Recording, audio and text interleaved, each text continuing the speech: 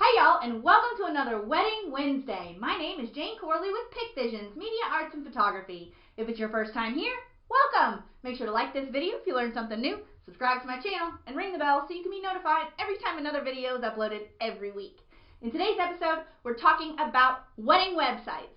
So excited because this is the first shout out to your guests that, hey, we're going to get married, we're really excited to party, here's all the information. So let's get started on our wedding website. Before I get into my 15 tips, I want to cover a few things. First, you don't have to have a wedding website. If it's not something you and your fiance feel like you can put some time into, or you've just got a lot of other stuff going on, you don't have to have a wedding website. So it's definitely not necessary. Next, the reason why to have a wedding website is it's a great way to direct your guests to all the information they're going to need for your event. It's going to eliminate people calling you, hounding you, texting you, messaging you all the time, asking questions that you could just direct them to one place and they can have all their questions answered. They can have links provided so you don't have to find a bunch of links for them all the time. This is just a great way to say, hey, check out my website and all of these questions, A, B, and C, will be answered for you. The wedding website is also a really great thing to have because there's a lot of information that goes on your wedding website that has no other home, like your registry information. You can't put that information on your invitations or your save the dates. You put it on your wedding website or word of mouth. That's really the only appropriate way to do it. So wedding websites are great for announcing your registry information as well as lodging information and a few other things that we will get into within this tutorial. Next thing to consider is Zola, Wedding Wire, Wix, BlueprintRegistry.com, and Squarespace are really great outlets to provide a free wedding website that have a bunch of really great templates that you can just build from what they give you up. That way you don't have to create your own website if you don't feel comfortable doing all that. Those websites do have free templates that you can use, and they'll make the process a whole lot easier if you're wanting to do one from a template. I'll leave some links below in the description box. If you guys have any questions, just find them there. Let's get into the 15 things to consider when you're building your wedding website. So first is to put a welcome statement. Welcome your guests to the environment of your event. Welcome them to the website, welcome them to planning the wedding, welcome them to all the information just with some copy of, hi, me and my fiance are really excited to have you guys here. Thank you so much for joining on the website, blah, blah, blah, blah, blah, blah, blah, welcome. The second thing is your names. I know that sounds really obvious, but your names. You gotta have your names. Next thing is the date. If you know it's gonna be in March, but you don't have the exact date yet, put March. If you don't know if it's going to be in March, you're kind of waffling with the spring, put the spring.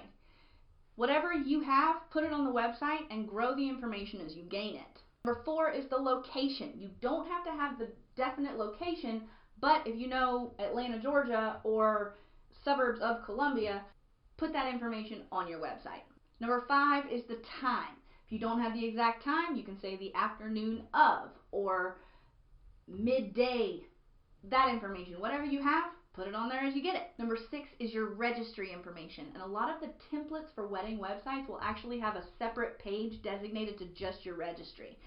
Also, these kind of website builders will also have, agreements with certain people that are really popular wedding registry locations and have templates of little buttons and just something that's a little classier than a URL link provided for those vendors.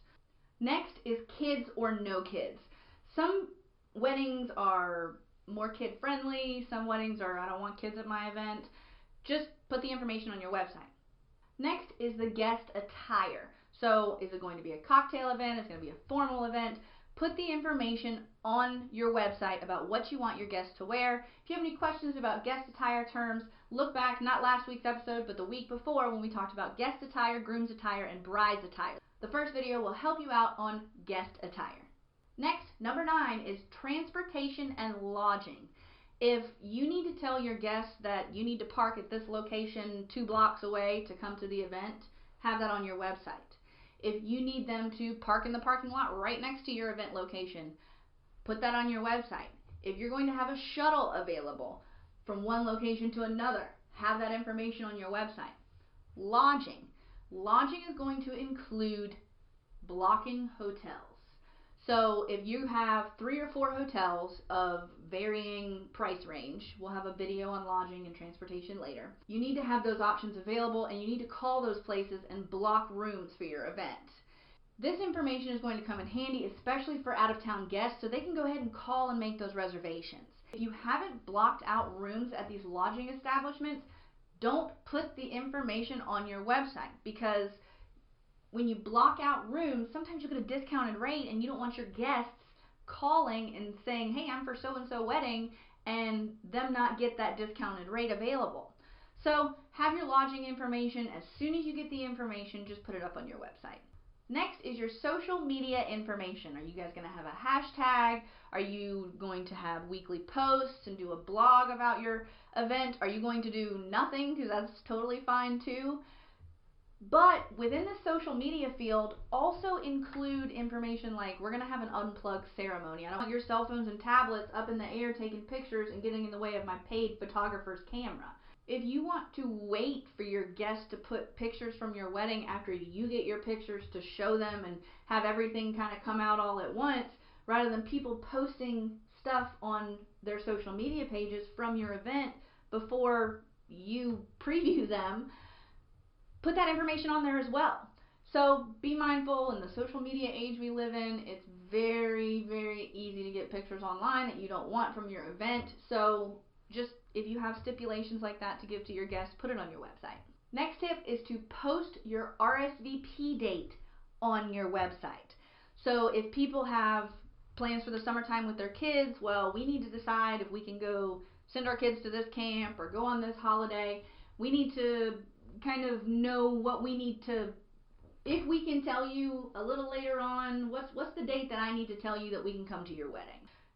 The RSVP date, it's not necessary to have on there, but it is really helpful, because even though you haven't sent out save the dates or haven't sent out your invitations yet, whatever the situation is, having that date on a web-based platform will help your guests out, because they'll know, okay, I need to figure out my schedule to see if I can tell you guys, yes, I can come to your event, or can we just kind of still let you know we're up in the air about it.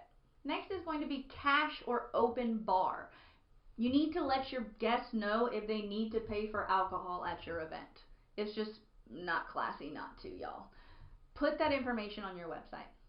Next is be a tour guide for your out-of-town guests.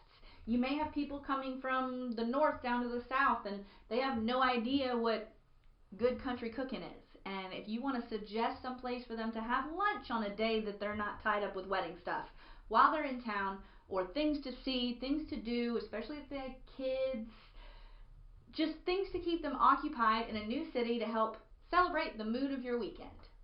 Next, I would highly suggest putting a little blurb about you and your fiance's love story. How you met, how you guys grew in your love together, the journey that you're going through with your engagement period. Just give information personally about you and your fiance, how you fell in love, and just your love story. Your guests will appreciate it. Next wedding website idea is going to be putting the bio information of your wedding party. It doesn't have to be long. It can be a quick sentence about how y'all know each other, or any information that you wish to provide to them, maybe a silly photo of them, just something to personalize and get your guests to know who your wedding party are, because your wedding party are the people who are closest to y'all, people who have witnessed your love together with your fiance. So having that information just really personalizes your event a little bit more, and it's something that's kind of nice to add to your wedding website. Within this topic, you may want to put some information for your guests if they have any questions on the day of, or any issues on the day of. Please contact maid of honor so-and-so. Please contact groomsman so-and-so, because that information, having somebody as a go-to person to field all of your not really all that important questions of your guests the day of, when they're freaking out of, can I bring this to your rehearsal dinner? Yes, it's fine. It's totally fine. It's totally fine. But having somebody to be a shield for those questions is really great to have. So put that information up on your website. Next tip is to not explode your website with a whole bunch of pictures of y'all. make sure to cull them down and only pick the best ones. Don't saturate this because people aren't going to ever get to the bottom. They'll be like, oh, well, these top 10 pictures are really nice, but putting more pictures and more data on your website is just going to slow your website down. So it's going to take a lot longer for that website to upload for your guests, and you don't want that. You want your guests to be able to quickly get to that and get the information that they need. So don't saturate your wedding website with a whole bunch of pictures. Be very selective and pick the best ones, just ones that celebrate you and your fiance. My final tip, number 15, is to minimize the publication of private events. So don't put your bachelorette party on there. Don't put your bachelor party. Don't put your small engagement, bridal luncheons, and things of that nature. Do not put your private events that are going to be select few guest list on your wedding website. Because these people that have planned these gatherings for you, they're planning for 20 to 30 people or 30 to 40 people. Having 60 people all of a sudden show up because it's on your website is not going to be a good situation, y'all. Just don't market those private events on your wedding website. Send out separate invitations, send out, electronic notifications to certain people, but don't put that information on your website so that you don't have any unexpected guests and any unexpected issues later on down the road. So to recap, 1, wedding welcome statement. A statement from you and your fiance. Welcome to the wedding. We're so excited. Blah, blah, blah, blah, blah. Number 2, your names. Number 3, the date. 4, the time. 5, the location. They don't have to be very specific. They can be as vague as you possibly have them, but as soon as you get the information, build it up. Number 6, your registry information. Number 7, kids or no kids. Number 8, cash bar, open bar. Number 9, transportation and lodging. Number 10, social media guidelines, hashtag information, all that blah, blah, blah. Number 11, RSVP date. Number 12, be a tour guide for your out-of-town guests. Number 13, celebrate your love story with a brief description for your guests. Number 14, wedding party bio information and who to call with last-minute questions. 15, avoid marketing private events. So I hope this video was helpful on how to create your wedding website. Some tips and tricks to help you along your way. Till next time, Jane Corley, Pick Visions, Media Arts and Photography. Make sure to like this video if you learned something new, subscribe to my channel, and ring the bell so you can be notified every time a new video is uploaded every week. See you later, guys.